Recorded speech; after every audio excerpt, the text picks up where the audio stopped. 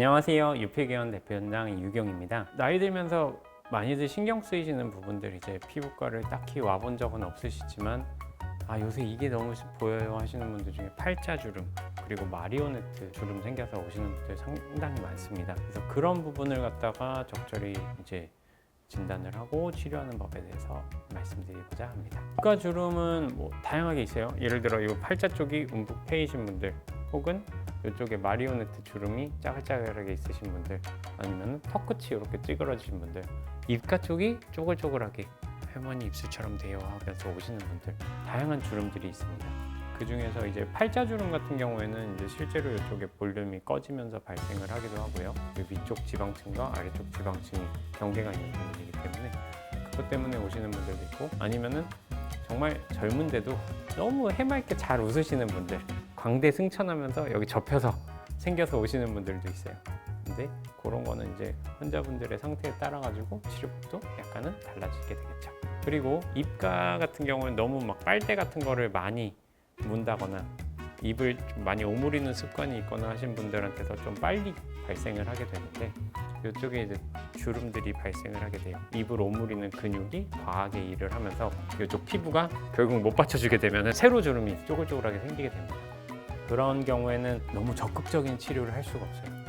우리가 입가 쪽을 보톡스로 힘을 빼주게 되면은 침이 줄줄 흐르거나 아니면은 숟가락을 쪽 빨아먹지 못하거나 아니면 빨대를 사용할 수가 없어질 수가 있거든요. 그래가지고 입가주름 같은 경우에는 시간을 좀 길게 두고 조금씩 이제 교정을 해가는 게 더 도움이 되실 수 있을 겁니다. 턱 아랫주름도 마찬가지예요. 입가를 갖다 우 하면서 턱 끝을 쪼그린다든가 하면서 여기를 당기는 등의 주름, 근육을 많이 사용을 하게 돼서 생기는 주름 같은 경우에는 역시 보톡스로 교정을 할 수 있고요. 이 부분도 너무 과하면은 아까 말씀드린 그런 불상사가 생길 수 있기 때문에 너무 과하지는 않게 조금씩 교정을 하시는 게 중요할 것 같습니다. 마리오네트 주름 같은 경우는 조금 복잡할 수가 있어요. 이쪽은 피부 탄력 저하가 일단 1번이기 때문에 그것을 강화시켜주는 치료가 가장 효과적이실 수 있습니다. 이제 저는 고주파 시술이나 아니면 레디어스 같은 시술, 그리고 리쥬랑 같은 시술이 얇아진 입가주, 피부를 갖다가 강화시켜주는데 가장 효과적이라고 말씀드리고 있고요. 초음파 시술 같은 경우에는 입가는 금기이기 때문에 그 부분은 피해서 시술을 하고 있습니다. 입가주름 하면 광범위하긴 한데, 일단 입가 쪽에 지금 말씀드린 주름들 해소하는 방법은 초음파 리프팅과 고주파 리프팅, 그리고 필러와 태번실, 그리고 보톡스, 그리고 레디어스 정도의 선택지가 있을 것 같습니다. 우선 필러를 가장 많이 사용하는 부분은 사실 팔자주름이에요. 팔자주름은 쉽게 생각해보면 이 주름 위쪽은 불룩해요. 이 주름 라인은 파여 있어요. 그렇기 때문에 우리 팔자 필러를 할 때는 이 팔자 라인 전체를 갖다가 다 필러로 교정하지는 않아요. 물론 얼굴형에 따라 약간의 차이는 있겠지만 코 옆에 바로 움푹 패인 부분을 갖다가 필러로 볼륨을 갖다 주는 게 파인 부분을 해결하는 데 큰 도움을 줄 수가 있습니다. 위쪽은 초음파 리프팅 같은 걸로 좀 눌러주면서, 그리고 혹은 지방 볼륨이 너무 많다면 줄여주면서, 파인 부분은 필러와 태번 실로 같이 교정을 해주는 게 저는 환자분들의 만족도가 가장 높았거든요. 이 움푹 파인 부분은 필러로 채워주고, 이 부분을 갖다가 필러로 채우면 표정을 지을 때, 웃을 때 근육이 밀어버려요. 그래서 필러 움직인다, 돌아다닌다라는 말이 거기서 나온 거고요. 그렇기 때문에 이제 돌돌 말려있는, 바늘에 보면 얇은 실이 스프링처럼 말려있거든요. 그거를 이제 밑에다가 적절한 깊이로 넣어주게 되면은 그게 녹으면서 콜라겐 생성을 시켜주기도 하고, 그때까지 볼륨을 약간이나마 받쳐줄 수가 있게 됩니다. 그래서 저는 태번실과 팔자 필러가 팔자주름 해소하는데 일단 부족한 볼륨을 해결하는 데는 1번이라고 보고요. 그 다음으로는 이제 위쪽의 불룩한 부분을 조금씩 눌러줄 수 있는 그런 초음파 리프팅이나 지방을 줄여주는 시술들이 같이 복합적으로 일어났을 때 효과가 좀 더 극대화될 수 있을 거라고 말씀드립니다.